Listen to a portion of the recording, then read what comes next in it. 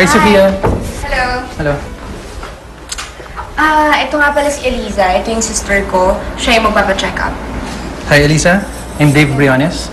Have a seat. Teka. Ako ang hawak ng case mo, Elisa. Ano bang problema? Kasi lagi kong sumasakit yung tiyan ko. Natatakot po kasi ako baka may cancer ako eh. Anong reason mo kung bakit naisip mo na cancer itong sakit mo? Yung mama ko po kasi, namatay siya last year, liver cancer. That's why we're thinking it's hereditary kasi meron nga yung mama niya. Okay. Pero huwag muna kayo magpanik. Siguraduhin natin kung ano man yan. Let's do some test first.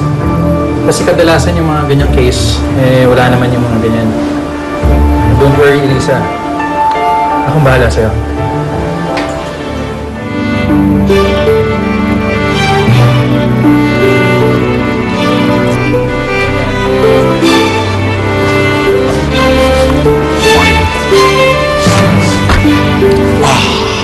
Hello? Hey. Leslie, how's everything? Okay naman po. Anong araw to naman? Hello? Anong meron mo? Michael, very good news. Ang ganda ng proposal mo.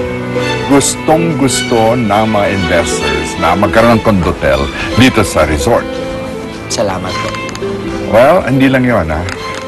Yung in-establish mong foundation, it's giving the company such a good reputation. Very good.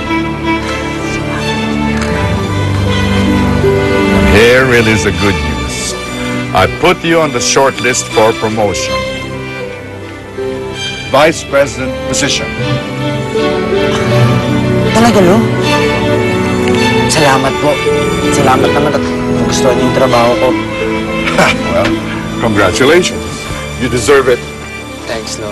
Oh, sige, I have to rush. I have another meeting. Okay, mag-ingat po kayo. Yep. Sige po, ito naman. Sige. Ingat po. Manny Jun, narinig mo yun? Oo. Who's the man? Sir Michael. Who's your daddy? Sir Michael. Who's the man? Si Michael. Who's your daddy? Ikaw, Michael. Magiging daddy na. Magiging daddy. Sir, ano po nangyayari? Jeng, pakigawa naman kami ng coffee, oh. Tsaka, pakisabi dun sa architect. Pumunta siya sa akin, may kakusapin ko siya. Okay po, yes sir. Isa pa. Magpa-reserve ka ng isang mesa sa isang magandang restaurant. Yes, sir. Salamat.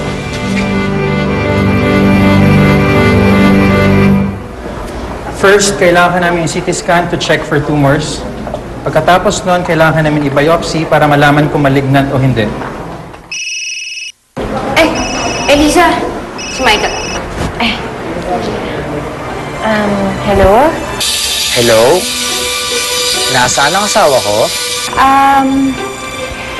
Kasama ko si Sofia, namimili kami ng baby clothes para kay Nina. Mamayang gabi, magkita tayo. Dinner. Meron akong good news para sa'yo. Talaga? Sige. I love you. I love you too. Bye-bye. Bye. Eliza, ba't hindi mo sinabi kay Michael? Ayoko munang malaman niya yung totoo eh.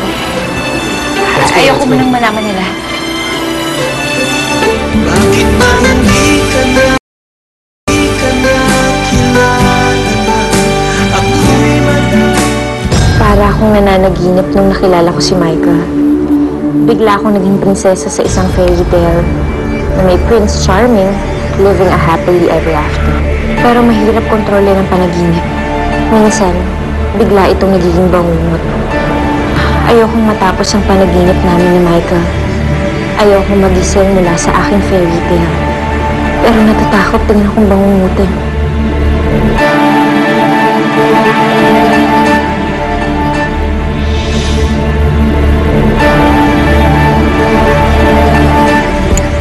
Doc, yun lang yung risotto. Have a seat. Have a seat.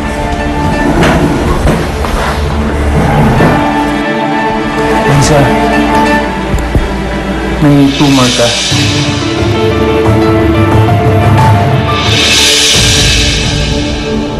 Ang gulong ng kapalaran, umiikot. dumating na sa pagkakataon na ako naman ang nasa taas. Mukhang nagpe-pay off na ang mga plano mo kay Elisa. It's confirmed. Eliza has cancer. I have a secret, and I'm not gonna tell you. But I'm gonna give you a clue. It's about your bastard daughter, Elisa. Paano ako magiging okay kung alam ko mamamatay na ako?